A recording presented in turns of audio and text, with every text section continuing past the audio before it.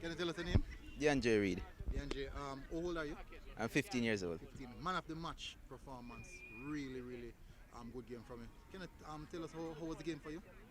Well, it was a really tough match, Hmm. but we played to coach's instruction and did our best. What position do you play? Defensive midfield. But you were all over the pitch. But overall, what position do you think is best suited for you? Are you like the I think defensive midfield role? defensive midfield role. Okay. So overall, which player say the more your game like in regards to what you do? Which player see you idolize and say that is the player I want to play like?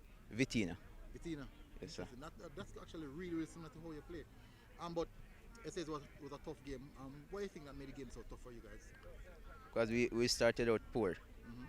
but after the second half, we started to get comfortable. So we start play our football. What was the instruction from the coach for in the second half? Well, I see he was just that. cussing a lot, you know.